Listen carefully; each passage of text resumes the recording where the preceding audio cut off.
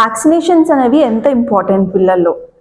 రొటీన్గా అందరి పేరెంట్స్కి వచ్చే డౌట్స్ ఏంటంటే, డాక్టర్ మేము గవర్నమెంట్లో వ్యాక్సిన్స్ వేయించుకోవచ్చా, ప్రైవేట్లో వేయించుకోవాలా అని అడుగుతూ ఉంటారు.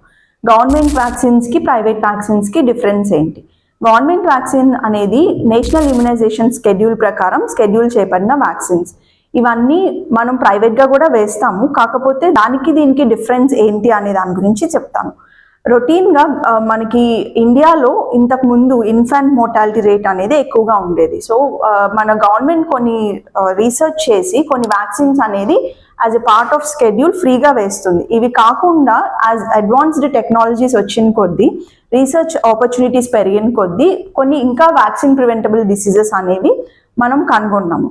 సో వాటిని ఎలా అరికట్టచ్చు అని రీసెర్చ్ చేసి ICMR ద్వారా చాలా వ్యాక్సిన్స్ అనేవి మనకి అవైలబిలిటీలో వచ్చాయి. బట్ ఈ వ్యాక్సిన్స్ అన్ని మనకి రొటీన్గా గవర్నమెంట్ స్కెడ్యూల్స్లో వేయరు. అందులో ఏమేమి వ్యాక్సిన్స్ తెలుసుకుందాం. ఒకటి 6 monthsలో వేసే ఫ్లూ వ్యాక్సిన్, టైఫాయిడ్ వ్యాక్సిన్, అలాగే 9th monthలో వేసే MMR వ్యాక్సిన్, మెనాట్రా వ్యాక్సిన్. ఇదేంటంటే బ్రెయిన్ ఇన్ఫెక్షన్ రాకుండా ప్రొటెక్ట్ చేస్తుంది.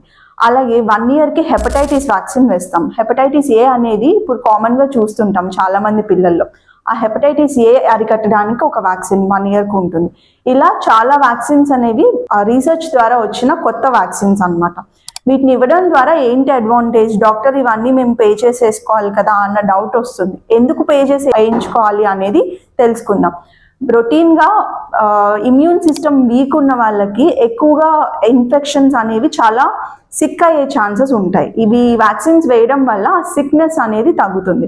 సపోజ్ ఒక బేబీ, వ్యాక్సిన్ వేయిన బేబీ ICUకి వెళ్ళొచ్చు. అదే ఒక వ్యాక్సిన్ వేయించుకున్న బేబీ అనేది దాని సివియారిటీ ఆఫ్ డిసీజ్ అనేది చాలా తక్కువగా ఉంటుంది. సో వ్యాక్సిన్ అనేది సివియారిటీని తగ్గిస్తుంది. 100% రాదు అని ఏ వ్యాక్సిన్కి గ్యారంటీ ఎవరు చెప్పరు. But the severity of the disease అనేది చాలా వరకు తగ్గుతుంది వ్యాక్సినేషన్స్ వల్ల.